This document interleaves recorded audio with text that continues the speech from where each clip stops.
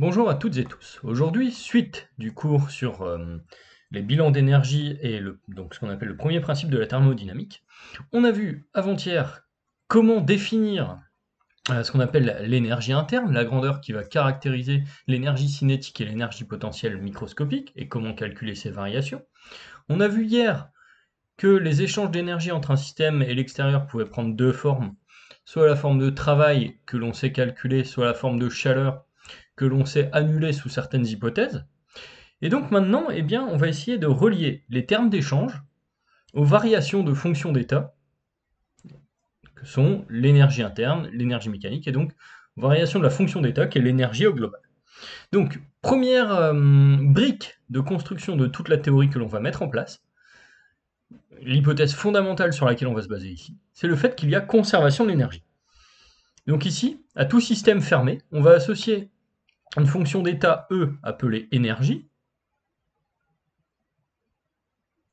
exprimée en joules, dans le système international, et cette énergie va avoir pour propriété eh bien, qu'elle se conserve à l'échelle de l'univers.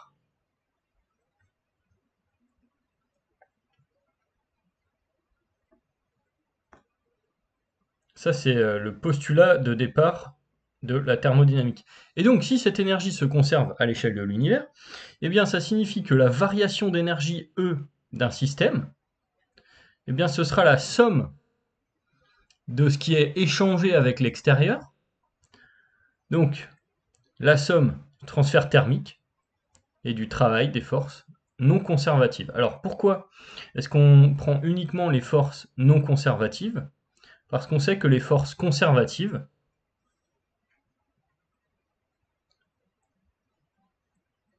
convertissent de l'énergie cinétique en énergie potentielle, ou inversement. C'est-à-dire qu'en gros, les forces conservatives ne font pas varier l'énergie d'un système au global. Elles font changer la forme sous laquelle on trouve l'énergie dans le système.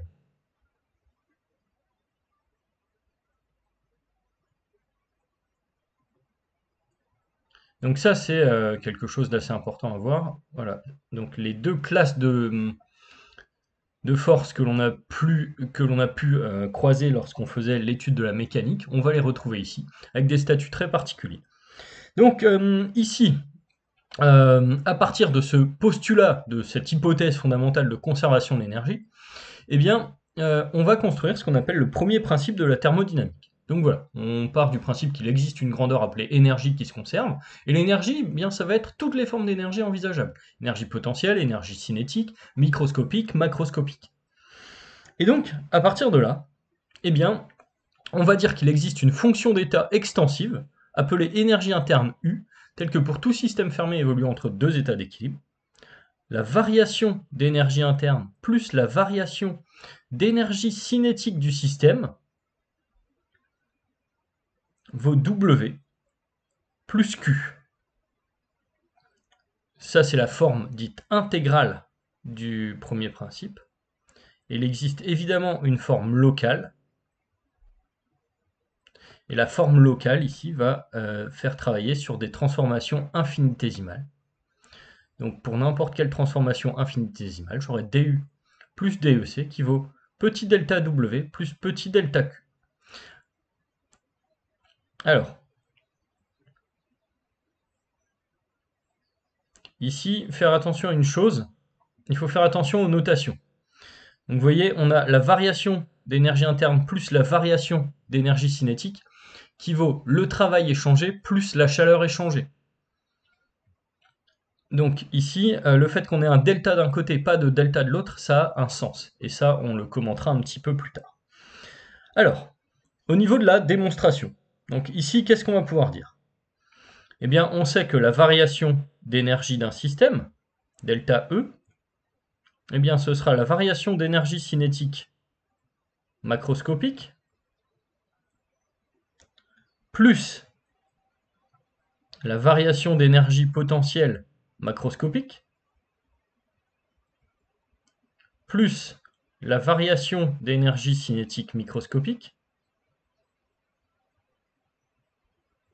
plus la variation d'énergie potentielle microscopique.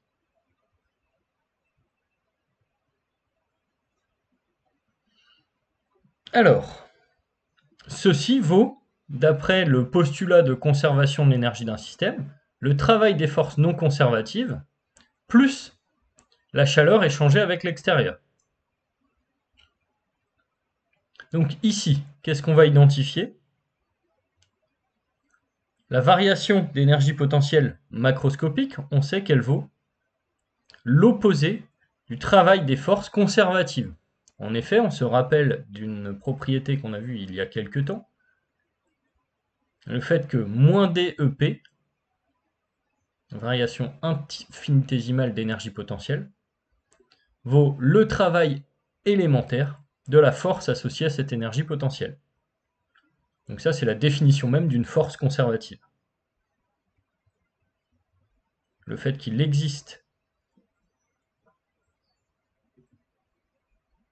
une fonction EP telle que moins d de EP vaut des petits delta double. Alors, ici donc, on a identifié moins W des forces conservatives. À ce niveau-là, delta EC microscopique plus delta EP microscopique, eh bien, on sait que ce sera la variation de EC plus EP microscopique.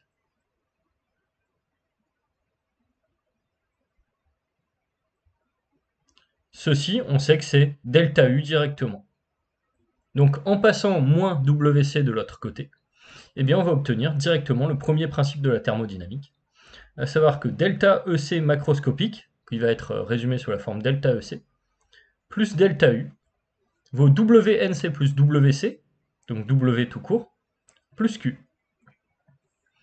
Donc là, vous voyez, en partant du principe que l'énergie d'un système peut varier sous l'effet d'un transfert thermique ou sous l'effet d'un travail d'une force non conservative, eh bien on arrive au premier principe de la thermodynamique assez simplement. Alors, une remarque ultra importante, on a le fait que U et EC sont des fonctions d'état.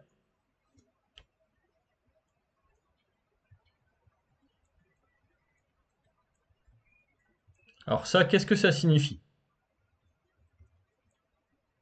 Ça signifie que si le système part d'un état initial donné pour arriver à un état final donné, peu importe le chemin suivi,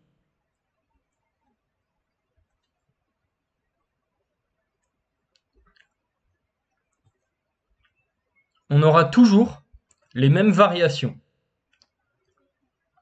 C'est-à-dire que ici, à l'état initial, on aura toujours U initial et EC initial, si l'état reste le même, et à l'état final, UF, ECF. Et ces couples de valeurs seront dépendants uniquement de l'état de départ et de l'état d'arrivée. Et donc on va noter la variation de U, delta U au cours de la transformation, en sachant que delta U, eh bien, ça vaudra à la fois delta U sur le chemin 1, delta U sur le chemin 2,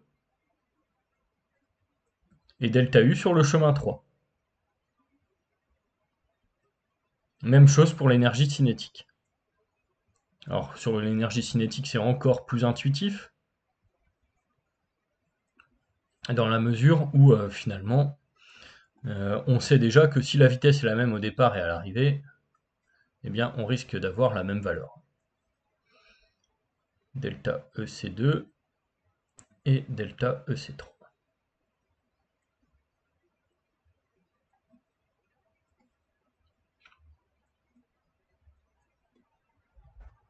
Donc ici, U et EC sont des fonctions d'état. Ensuite, qu'est-ce qu'on peut dire? Ici, donc, on peut dire que ces fonctions d'état, leur variation, et ça c'est quelque chose d'hyper important, la variation est indépendante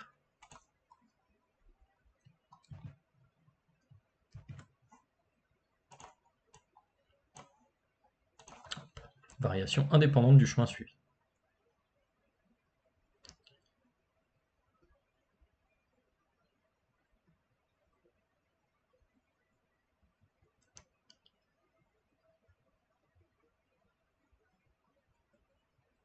Donc, ça, c'est la caractéristique même d'une fonction d'état.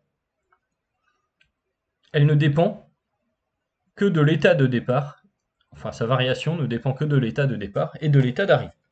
Alors par contre, à côté de ça, on va avoir W et Q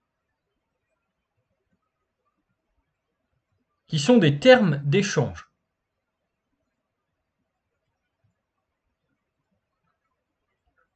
Et donc ici, si les trois chemins suivis sont différents, on peut a priori obtenir la même variation d'énergie entre un état initial et un état final, soit en échangeant uniquement du travail, soit uniquement de la chaleur, soit un mélange des deux. Le bilan énergétique restera le même. Il y a d'ailleurs ce qu'on appelle un principe d'équivalence entre travail et chaleur.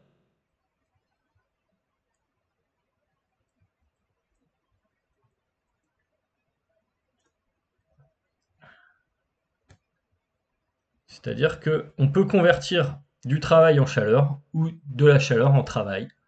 Alors pour le travail en chaleur, c'est relativement simple. Pensez aux forces de frottement. Elles finissent par causer localement un échauffement des pièces qui frottent l'une sur l'autre. Ça, c'est un exemple de conversion du travail en chaleur. Pour la conversion chaleur-travail, en général, c'est un petit peu plus subtil. On peut imaginer qu'on chauffe un dispositif, donc on amène une certaine température, et puis donc ce chauffage va permettre de mettre en mouvement des parties mécaniques derrière d'un dispositif grâce à, par exemple, la création de vapeur. Donc là, au départ, on fournit de la chaleur à un système, et ce système ressort un travail. Alors, ici, donc une chose est sûre, c'est que on n'a pas de variation de W ou de Q. Ces termes sont directement rattachés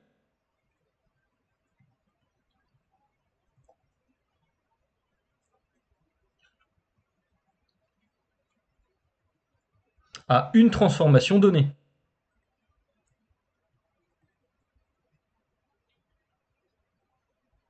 Et donc, ils en dépendent.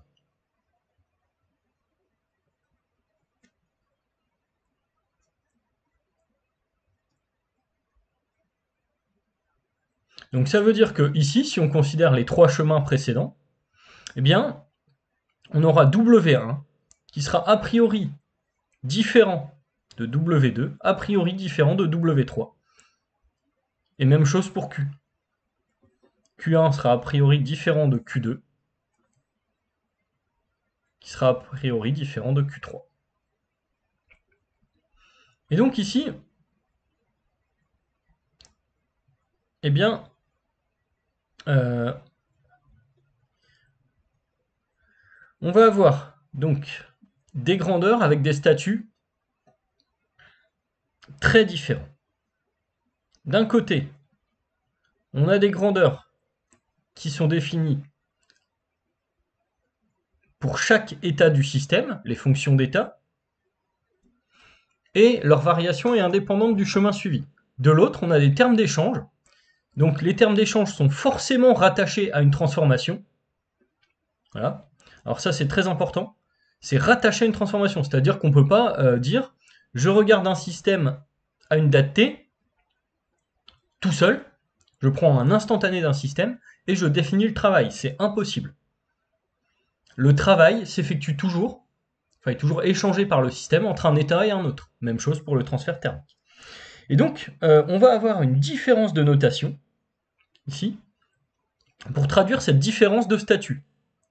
Donc, d'un côté, tout ce qui est fonction d'état,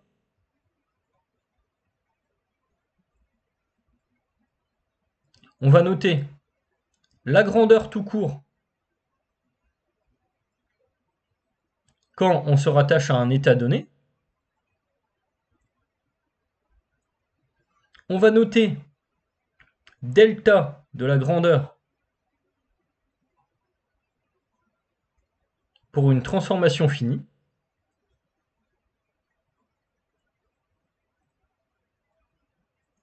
et petit d de la grandeur pour une transformation infinitésimale.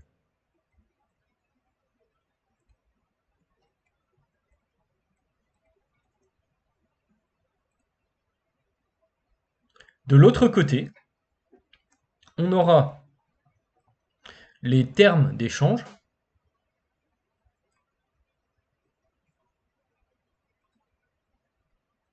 Et donc là, eh bien, pour un état donné, on n'aura pas de définition. Pour une transformation finie, on va les noter W ou Q.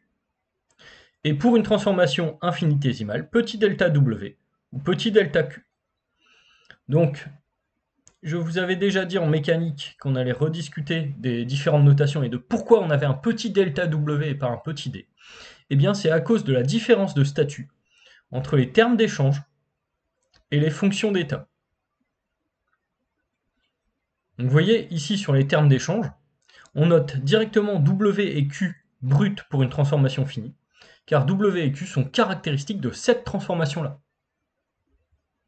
Là où, pour les fonctions d'état, quand on note la grandeur toute seule, elle n'est pas caractéristique d'une transformation, mais d'un état donné. Donc là, on fait très attention à ceci. Alors, les notations ici sont hyper importantes, parce que si on a compris la différence de notation, on a aussi compris la différence de statut entre les différentes grandeurs.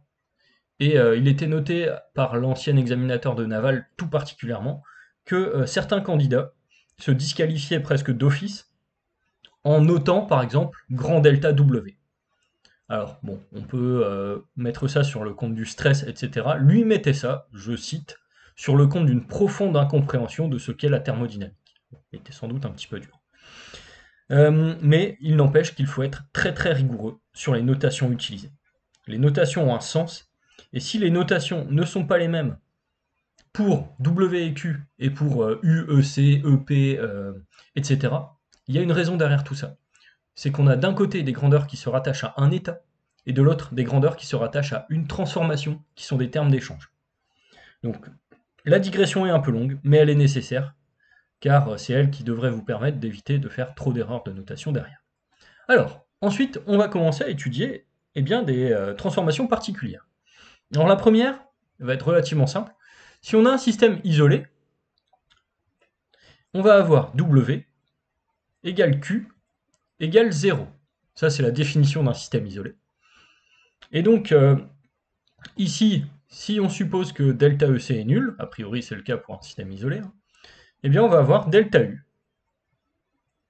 qui vaut 0. Donc l'énergie interne d'un système isolé ne varie pas.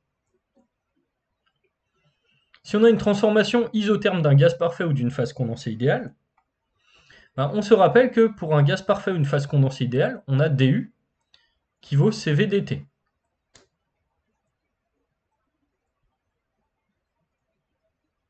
Alors pas pour les mêmes raisons, hein. Pour la raison, c'est qu'on a la première loi de Joule qui est vérifiée pour un gaz parfait, c'est-à-dire que l'énergie potentielle microscopique est nulle, en première approche, et donc il nous reste uniquement l'énergie cinétique microscopique qui dépend uniquement de la température. Pour une phase condensée idéale, c'est que le volume ne varie pas. Et donc si le volume ne varie pas, ben, U ne peut pas varier sous l'effet d'une variation de volume. Donc ici, le fait qu'on ait DU égale CVDT pour un gaz parfait ou une phase condensée idéale, fait que si on a une transformation isotherme, on peut écrire dt égale 0. Et donc si on a du égale cvdt avec dt égale 0, eh bien on va retrouver encore delta u égale 0. Donc là, vous voyez que les hypothèses ici de départ peuvent avoir vraiment une grosse importance. Si on a une transformation cyclique, bah, on a quelque chose de particulier sur une transformation cyclique, c'est que l'état initial et l'état final sont identiques. Or, U est une fonction d'état.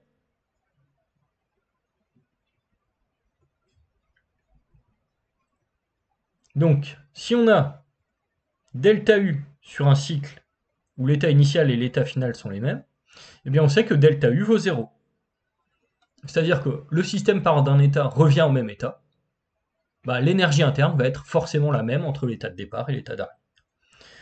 Et donc ici, on sait que 0, ce sera la somme du travail sur le cycle, plus du transfert thermique sur le cycle. Donc là, qu'est-ce qu'on peut voir instantanément?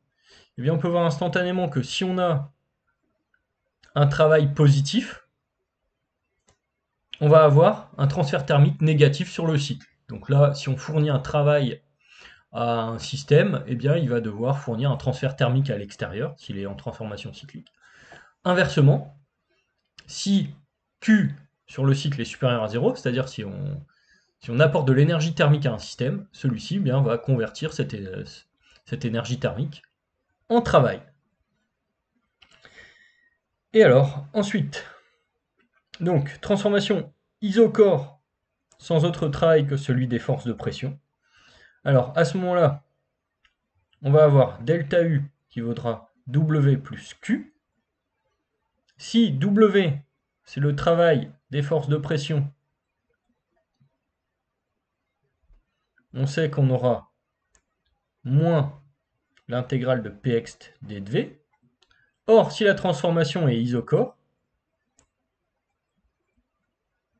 dV sera nul. Donc, à ce moment-là, on va pouvoir écrire delta U pour une transformation isocore qui vaut le transfert thermique directement. Alors, dans le cas d'une transformation adiabatique, je crois que j'ai oublié une, transformation adiabatique, j'ai oublié ça, on va le noter en remarque ici.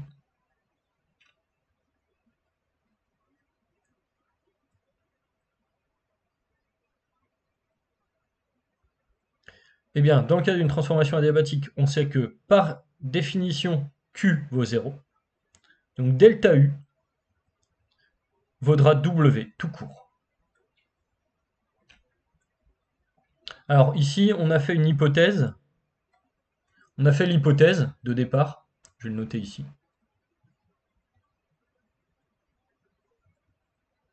Que delta EC était nul. Donc ici, on va considérer au fait un système immobile. Alors, on va maintenant traiter différents exemples qui vont nous permettre de mettre en application, de faire tourner finalement ce premier principe. Alors, le premier exemple que l'on va traiter, ça va être l'échauffement isocore d'un gaz parfait. Donc ici, on a un système constitué de n mol de gaz parfait monoatomique dans une enceinte de volume V constant. Et on fait varier la température de TI à TF. Et il faut trouver la variation d'énergie interne U, le transfert thermique Q et le travail W échangé avec l'extérieur au cours de la transformation. Alors ici, première chose, on définit le système. Donc le système, on sait que c'est un système fermé, constitué de n mol de gaz parfait monoatomique.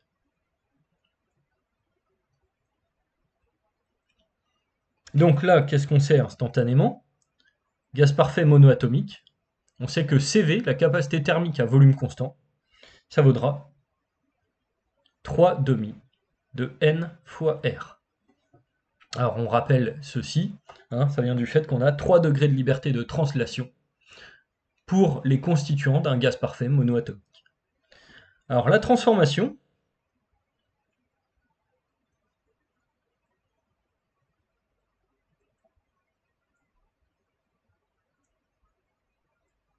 on a dit qu'elle était isocore, à volume constant. Et donc, on fait varier la température de TI à TF.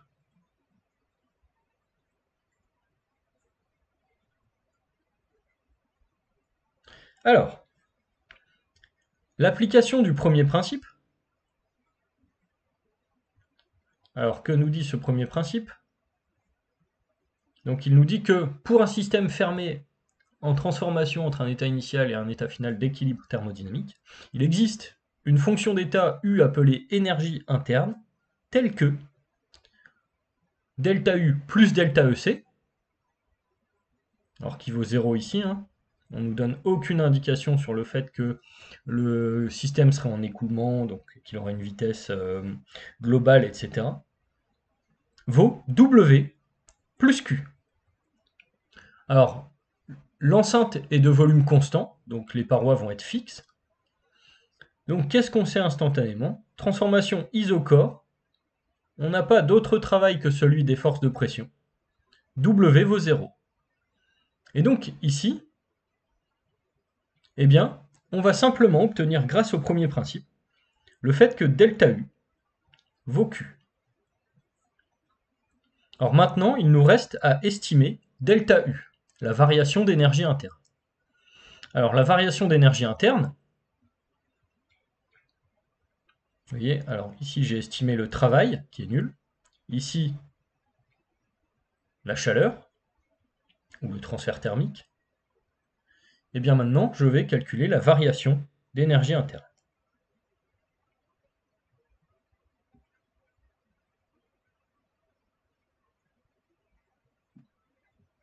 Donc là, qu'est-ce que je peux dire? Je sais que pour un gaz parfait,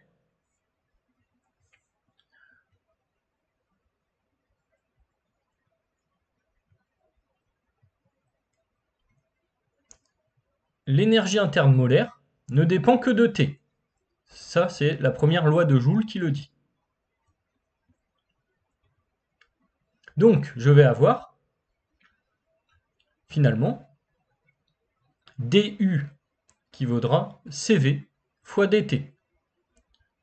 Donc du qui vaudra 3,5 de nr fois dt. Donc ici, qu'est-ce que je vais faire? Je vais intégrer entre TI et TF, et donc je vais obtenir que delta U vaut 3,5 de nr fois TF moins TI. Donc là, l'intégration se fait rapidement parce que je vois que CV est indépendante de la température. Et donc ensuite, si je fais un bilan, j'ai obtenu ici la variation d'énergie interne, delta U. J'ai trouvé que W était nul au niveau des termes d'échange et que Q valait delta U. Donc vous voyez finalement ici, si on fait un petit résumé de ce que j'ai déterminé, eh bien on constate que on a des formules pour calculer delta U, on a des formules pour calculer W, et à partir de la connaissance de delta U et de W, eh bien on va trouver Q, le transfert thermique. Alors, premier exemple un petit peu simple, maintenant on va corser un petit peu les choses. Alors ici, on va travailler sur l'échauffement isobar d'un gaz. Alors, on va considérer un système constitué de n mol de gaz parfait diatomique d'un cylindre de volume V variable fermé par un piston de section S, sur lequel s'exerce une force F constante. Et puis on échauffe le gaz de TI à TF de telle sorte que le piston se déplace de delta L. Et il faut trouver en fonction de F, delta L, N et R, les températures et des températures TI et TF, la variation d'énergie interne delta U, transfert thermique Q et travail W changé avec l'extérieur. Alors, ici donc, le système que je considère,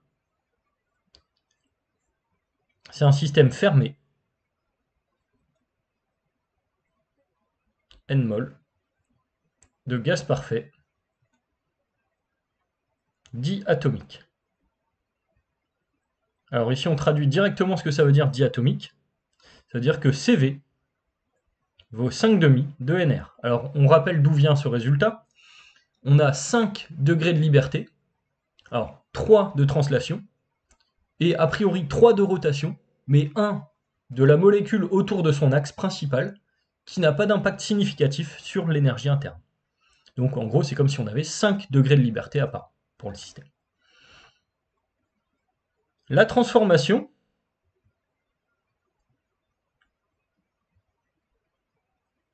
elle va donc être...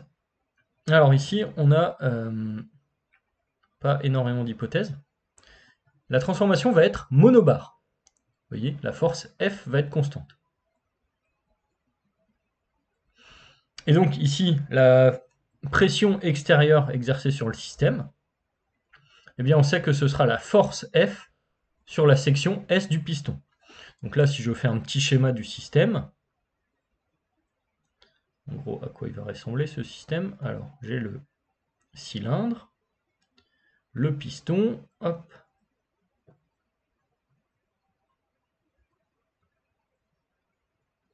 Donc le piston susceptible d'être mobile, sur lequel j'exerce une force F. Donc la force F, ça va être la force qui sera la force pressante exercée sur le système. Alors, donc ici, je sais que l'état initial du système, il sera caractérisé par une pression initiale PI, un volume VI, quantité de matière N et TI. Et je sais qu'à l'état final, eh bien, je vais atteindre la pression PF, un volume VF différent, la quantité de matière N qui va rester stable, et TF. Voilà. Alors, je vais ensuite appliquer le premier principe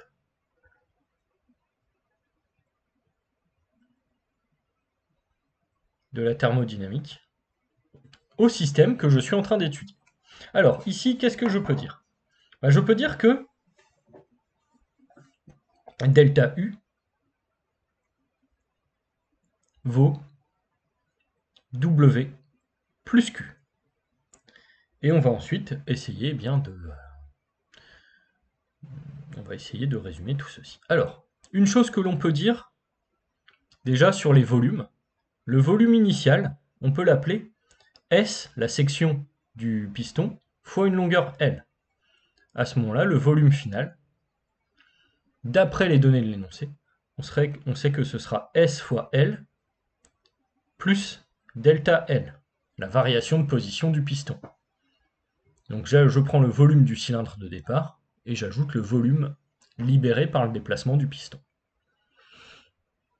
Alors, une fois que j'ai posé le premier principe, eh bien, je vais essayer de mener un calcul terme à terme. Donc, première chose que je peux calculer, la variation d'énergie interne. Ici, elle va être relativement simple à calculer. Delta U, ça vaudra 5,5 de NR fois TF moins TI. Donc ça vient du fait que j'ai un gaz parfait diatomique, donc qui vérifie la première loi de Joule.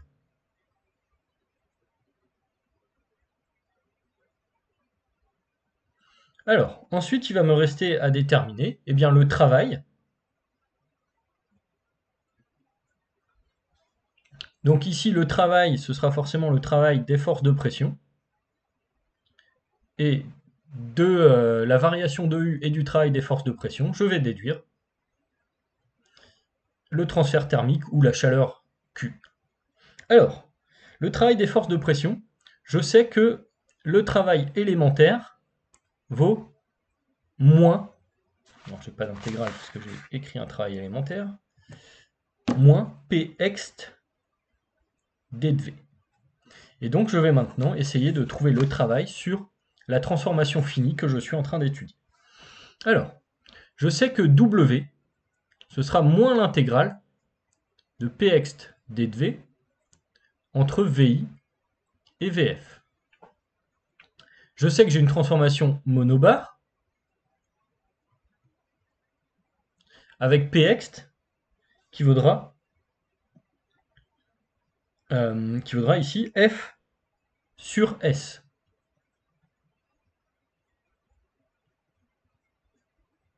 Donc je peux sortir ceci de l'intégrale directement pour avoir W qui vaudra F sur S, facteur de VF, enfin facteur de moins VF moins VI, donc facteur de VI moins VF.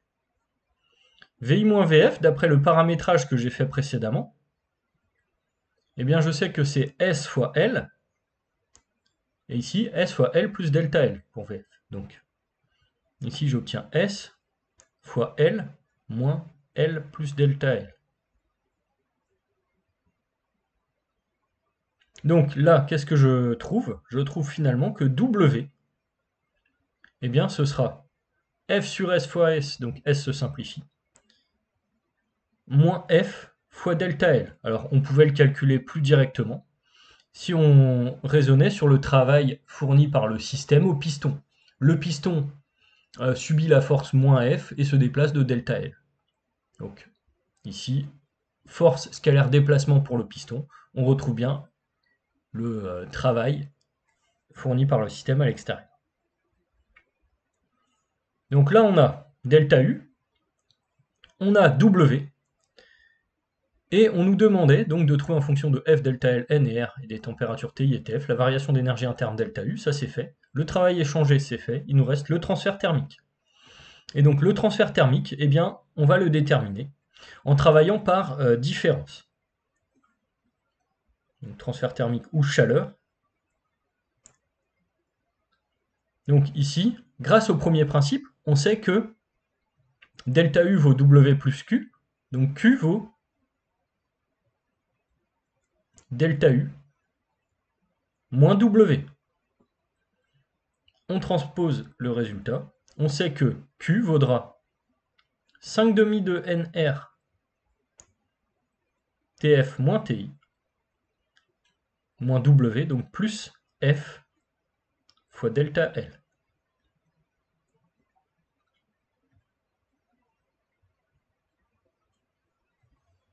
Donc voilà pour ici le transfert thermique.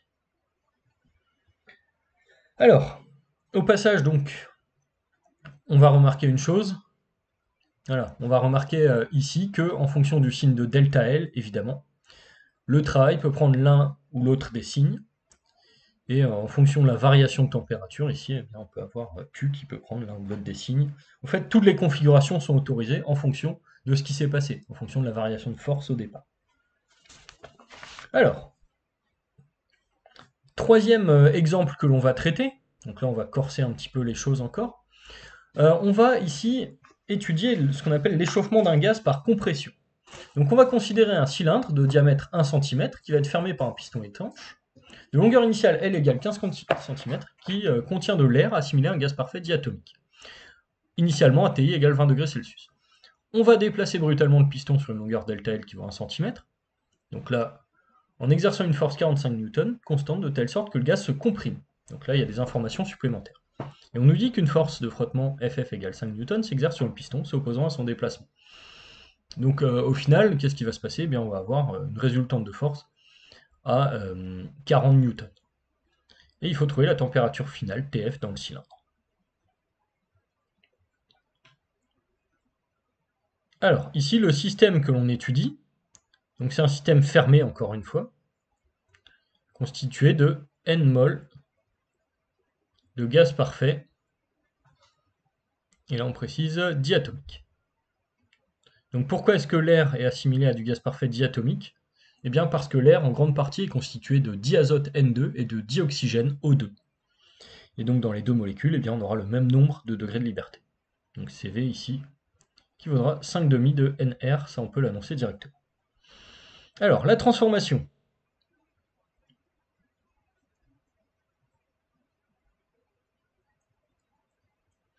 On sait que ça va être une transformation qui va être monobar.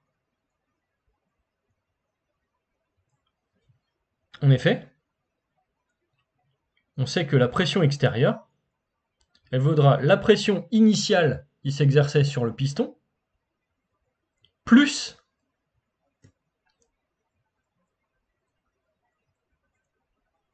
la somme des nouvelles forces qui s'exercent, F moins FF, sur la section du piston. Et autre hypothèse ici, on nous dit qu'on a une transformation brutale.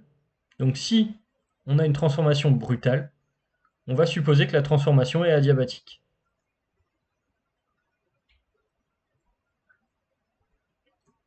Donc,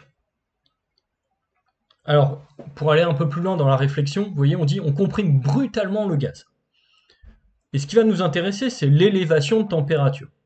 Donc là, on va considérer une phase, simplement, où on va supposer que l'état final atteint par le système avec une température TF dans le cylindre différente de TI à l'extérieur, est un état d'équilibre. Si les transferts thermiques sont permis entre le cylindre et l'extérieur, on sait que ça n'est pas réellement un état d'équilibre, car l'état d'équilibre vrai du système, ce sera l'état du système pour lequel la température dans le cylindre vaudra la température extérieure. Donc ici, au fait, on va supposer que à l'état final où la température dans le cylindre a varié, eh bien, cet état est un état d'équilibre thermodynamique.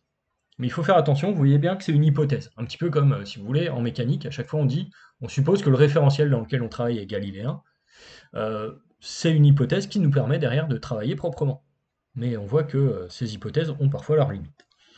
Donc ici, à l'état initial, qu'est-ce qu'on va avoir? Eh bien, une température TI, une pression PI, une quantité de matière N, et un volume VI qui vaudra la section du cylindre fois L. À l'état final, une température TF, une pression PF, PF on sait l'exprimer, c'est PI plus F moins la force de frottement sur S, une quantité de matière N, un volume final, VF. Et ici, on sait que VF, ce sera S facteur de L moins delta L. Parce qu'on nous dit qu'on a comprimé le gaz en déplaçant le piston de delta L.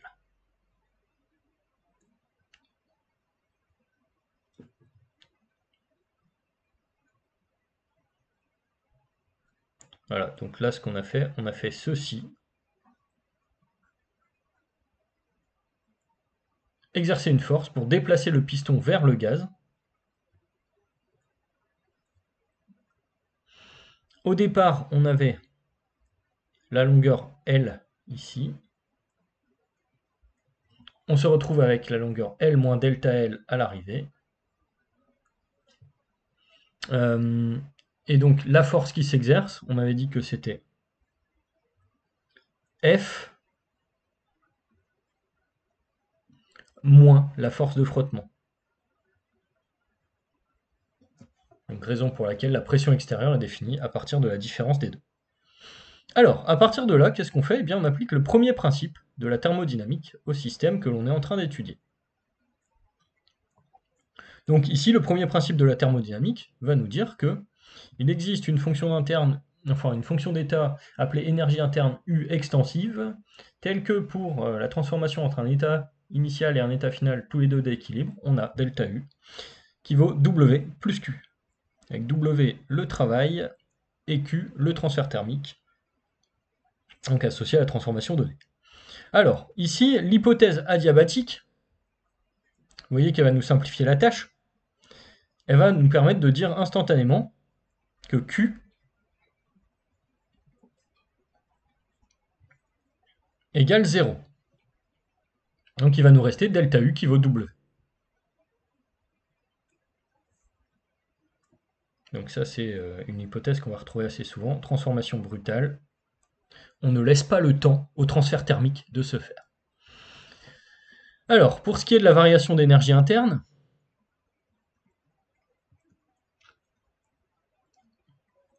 bah ici on va avoir delta U qui vaut 5,5 de NR fois delta T qui vaut TF moins TI.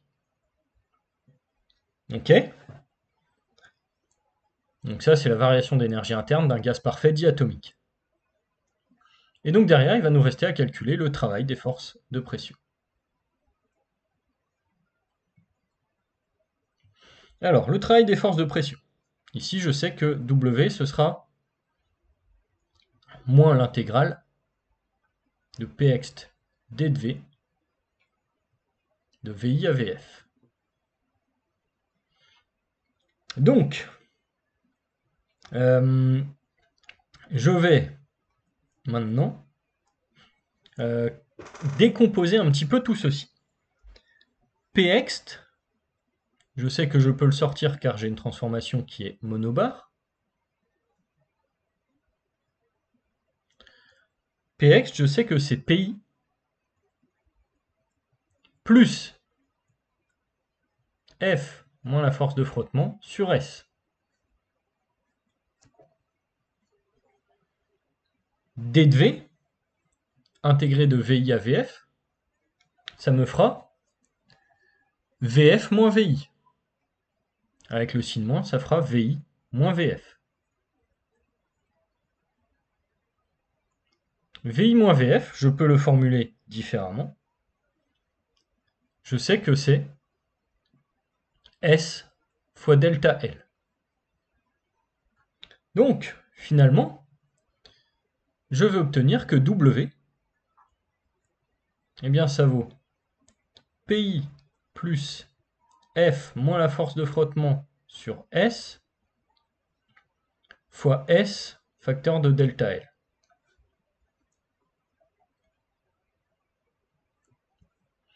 Alors, derrière, qu'est-ce que je vais pouvoir dire? Eh bien, en reliant la variation de U à W, je vais pouvoir dire que 5,5 de NR fois TF moins TI vaudra PI fois S fois delta L plus F, non, je peux diviser par S, multiplier par S, donc plus F moins la force de frottement sur S fois delta L, donc fois delta L. Ok. Il me reste maintenant à m'adapter aux données présentes dans l'énoncé pour répondre à la question posée. Alors, ici, m'adapter aux données présentes dans l'énoncé, ça veut dire appliquer la loi des gaz parfaits. Alors, la loi des gaz parfaits, qu'est-ce qu'elle me dit? Eh bien, elle me dit que NR, c'est PF-VF sur TF, qui vaut aussi PI-VI sur TI. Alors, je transforme un petit peu tout ceci. Donc, je vais avoir ici 5,5 de NR, donc de PF-VF sur TF, facteur de TF moins TI, qui vaut PI fois S fois delta L, plus F moins FF, fois delta L. Alors ceci, on peut le réagencer.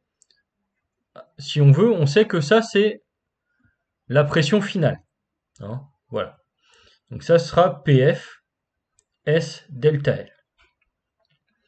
Alors, directement ici, on peut créer une simplification par PF. Alors, je vais peut-être pas le faire ici, je vais le faire sur la ligne suivante. Alors, ici, donc, je vais avoir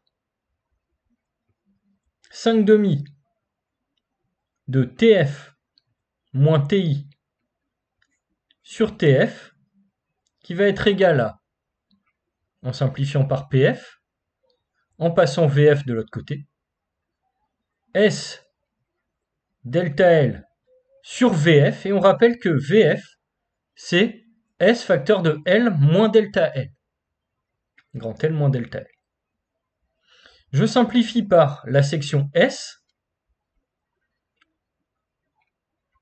J'obtiens donc ici que TF moins TI sur TF, ça vaut 2/5 de delta L sur grand L moins delta L. Une fois ce résultat obtenu,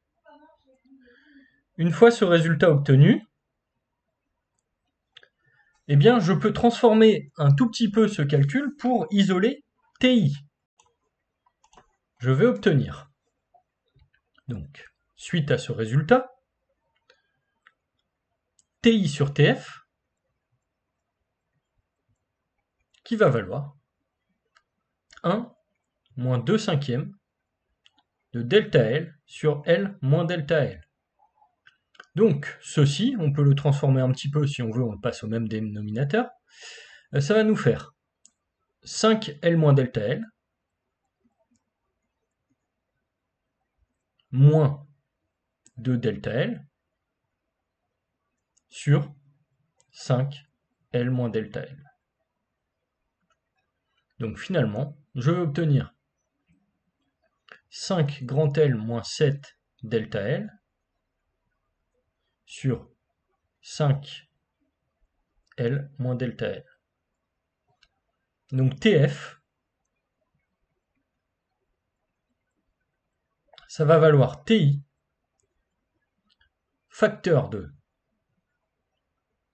5L moins delta L sur 5L moins 7 delta L. Instantanément, on voit que ce terme-là est supérieur strict à 1, car le numérateur est plus grand que le dénominateur. En effet, au numérateur, je retranche 5 delta L à grand L. Au dénominateur, je retranche 7 delta L à grand L. Et donc, par application numérique, eh bien, je vais obtenir la température finale qui vaudra, alors ici, il est important de tout passer en Kelvin, qui vaudra 301,6 Kelvin, soit 28,6 degrés Celsius. Donc ici, je trouve que cette température finale est bien supérieure à la température initiale, qui, elle, valait 21 degrés Celsius. Donc, l'effet d'une compression brutale sur un gaz, c'est d'élever sa température. Donc, quelque part, c'est logique. On fournit un travail de compression. Donc, on est en train, ici, d'augmenter le nombre de chocs et d'augmenter, quelque part, aussi un petit peu l'agitation thermique microscopique des molécules. Alors, il nous reste un dernier exemple à traiter. Le dernier exemple, ici, c'est un exemple qui est un petit peu spécifique dans le sens où on va parler d'un système composé. Alors, on va considérer un litre d'eau dans un calorimètre dont les parois sont calorifugées. Et à l'instant initial, on va plonger dans ce litre d'eau 200 g de cuivre à 75 degrés Celsius. Et on va essayer de regarder bien, ce qui va se passer pour le système. Alors, ici, donc, on va modéliser le système. On va faire une sorte de schéma avec une enceinte calorifugée. Alors souvent, pour représenter une enceinte calorifugée, on va représenter des parois assez épaisses comme ceci et hachurées. Donc là, l'enceinte en question, on peut appeler ça un calorimètre.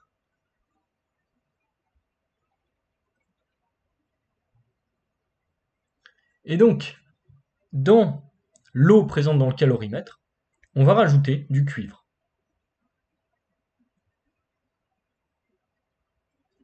Ok, donc là on a situé l'état de départ. Et maintenant on va essayer de voir comment cet état de départ va pouvoir être relié à l'état final. Alors, ici, à l'instant initial, donc, on a dit qu'on plongeait 200 g de cuivre à 75 degrés dans 1 litre d'eau liquide à 20 degrés Celsius. Donc là, le système est constitué de deux sous-systèmes.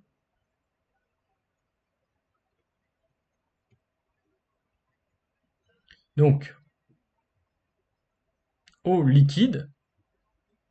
Alors ici, on me dit que j'ai 1 litre, donc une masse de 1 kg. Et donc, on connaît la capacité thermique massique de l'eau liquide, 4180 joules par kilogramme.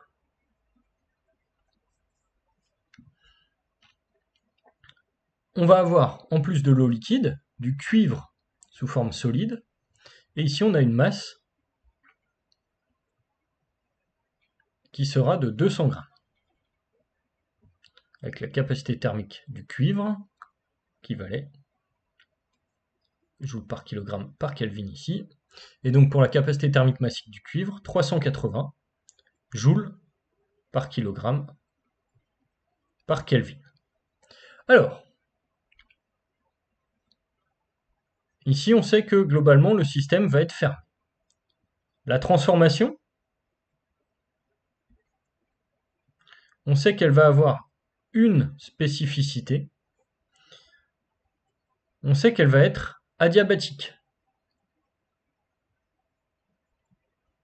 En effet, on nous dit que l'enceinte est calorifugée, mais elle est adiabatique pour l'ensemble des deux sous-systèmes. Attention, elle n'est pas adiabatique pour un seul sous-système, car le cuivre va échanger de la chaleur avec l'eau, et l'eau va échanger de la chaleur avec le cuivre. Logique. Donc ici, la transformation est adiabatique, et le système est isochore. En effet, on va supposer que eau et cuivre sont des phases condensées idéales. Donc, ici, je vais pouvoir écrire que Q égale 0, et l'évolution du système va se faire entre l'état initial, où je vais avoir le cuivre à la température T2, l'eau à la température T1, et sur l'état final,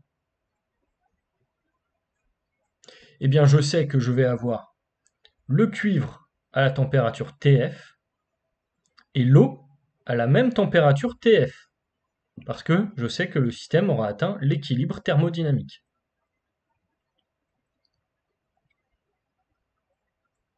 Donc, ce que je vais faire, je vais appliquer le premier principe au système global ici. Alors, le premier principe de la thermodynamique nous dit que delta U plus delta EC, qui est nul ici,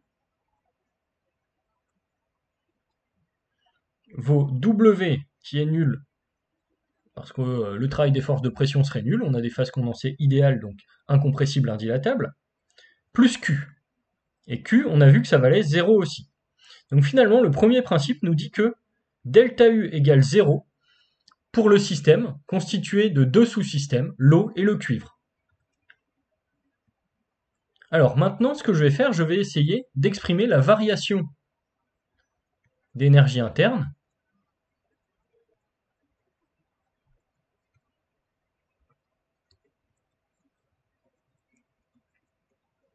au cours de cette transformation. Alors, ici, je sais que delta U, c'est par extensivité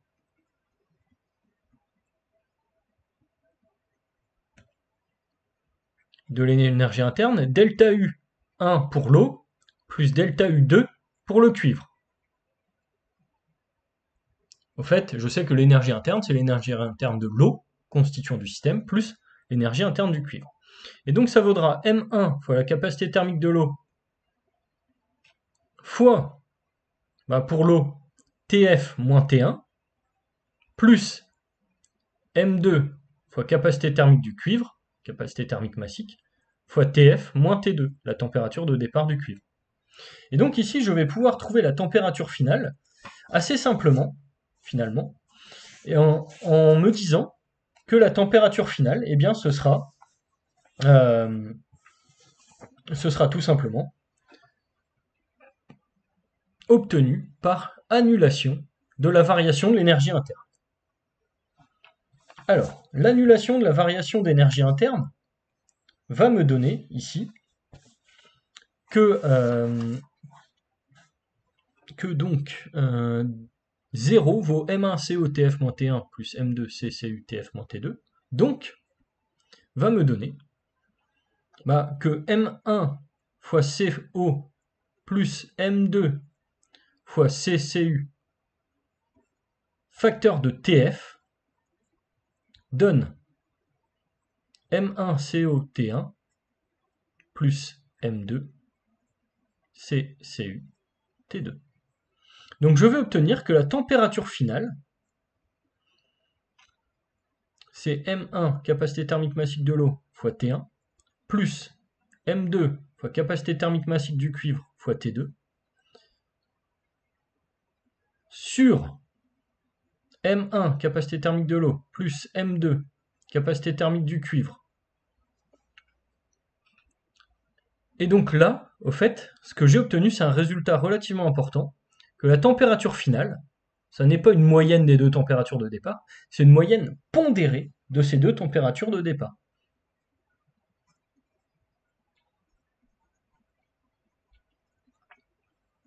Et donc c'est une moyenne pondérée par les capacités thermiques des systèmes mis en présence.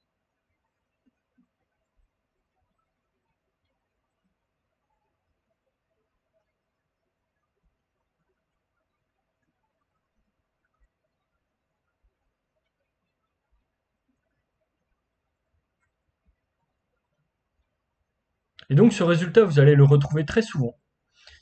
Et donc retenez bien ici une chose, c'est que lorsque vous avez deux sous-systèmes qui sont réunis comme ceci, eh bien, euh, ce qui va jouer, c'est l'extensivité de l'énergie interne. C'est-à-dire que la variation d'énergie interne du système au global, c'est la somme des variations des énergies internes des deux sous-systèmes. Et donc après, il suffit d'exprimer chaque variation individuelle d'énergie interne pour chaque sous-système. Et ça ici, ça se fait très bien, parce que chaque sous-système se comporte, par hypothèse, comme une phase condensée idéale, donc incompressible et indilatable.